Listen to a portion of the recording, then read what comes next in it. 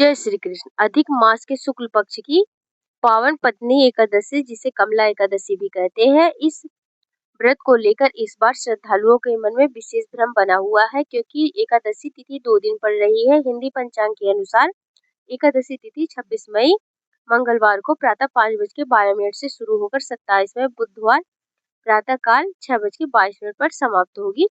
ऐसे में कई लोग यह नहीं समझ पा रहे हैं कि व्रत किस दिन रखा जाए और नियमों का पालन कब और कैसे किया जाए। शास्त्रों में बताया गया है कि जब भी एकादशी 2 दिन पड़ रही हो, तब द्वादशी तिथि युक्त एकादशी, यानी जिस दिन सूर्योदय में एकादशी तिथि होकर आगे द्वादशी का संयोग बने, उसी दिन व्रत रखना अधिक श्रेष्ठ माना जाता है। इसी कारण वैष्णव परंपरा में इस बार बदनी एकादशी का व्रत 27 मई दिन बुधवार को रखा जाएगा।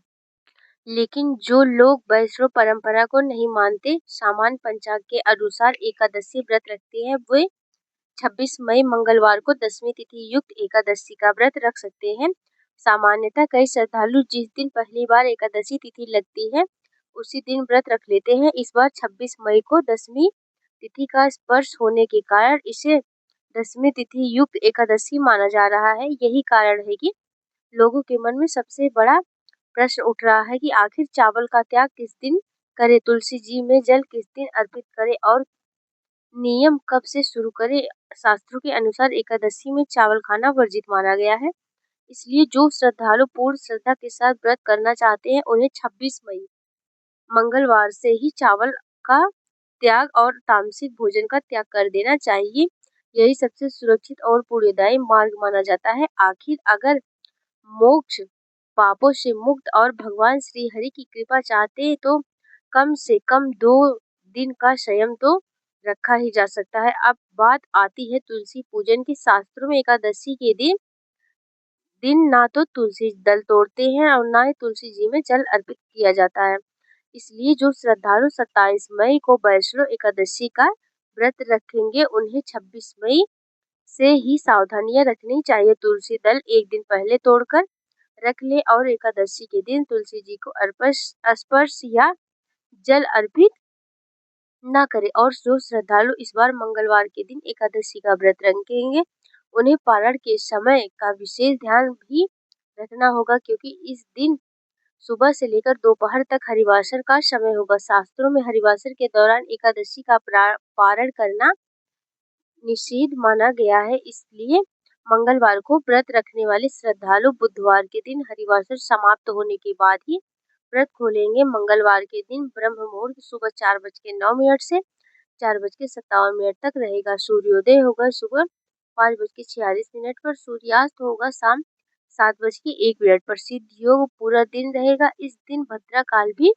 लगेगा, जो कि शाम 5:42 से लेकर बुधवार को सुबह 6:21 पर समाप्त होगा। भद्रा का वास पाताल लोक में रहेगा, जो कि पृथ्वी लोक पर अशुभ नहीं मानी जाएंगी। राहु काल दोपहर 3 बजे से 4:30 तक रहेगा। 27 में बुधवार यानी द्वादशी तिथि युक्त एकादशी व्रत वाले दिन ब्रह्म मुहूर्त सुबह 4:09 से 4:57 तक रहेगा। सूर्योदय होगा सुबह 5:45 पर, सूर्यास्त होगा शाम 7:02 पर। प्रातः काल पूजा मुहूर्त सुबह 4:24 से 5:25 तक रहेगा। इस दिन राहु काल दोपहर 12 बजे से 1:30 तक रहेगा। द्वादशी तिथि 27 मई बुधवार को सुबह 6:23 से शुरू होगी और हरिवासर का समय भी सुबह 6:23 से ही शुरू हो जाएगा। 28 मई गुरुवार को द्वादशी तिथि सुबह 7:57 पर समाप्त होगी और हरिवासर का समय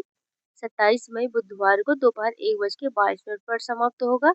तो जो भी श्रद्धालु मंगलवार को व्रत रखे हैं, वह हरिवासर के समय का जरूर ध्यान रखें। हरिवासर बिताने के बाद ही व्रत का पारण करें और 27 मई बुधवार को एकादशी व्रत पारण करने का शुभ मुहूर्त दोपहर 1:31 से लेकर 3 बजे तक ही रहेगा। इसी बीच में आपको एकादशी व्रत का पारण करना चाहिए और आपको शुद्ध एकादशी का व्रत यानी बुधवार को व्रत रखा जाएगा। तो आप गुरुवार को सुबह व्रत का पारण सुबह 5:25 से 7:57 56 मिनट के बीच में ही करेंगे। ध्यान रखिएगा यही निर्धारित मुहूर्त है, क्योंकि 7:56 पर द्वादशी तिथि का समापन होगा और इसके बाद में त्रयोदशी तिथि प्रारंभ होगी। एकादशी के दिन चावल का त्याग किया जाता है, तामसिक भोजन का त्याग किया जाता है और इस दिन सच्चे मन से भगवान विष्णु के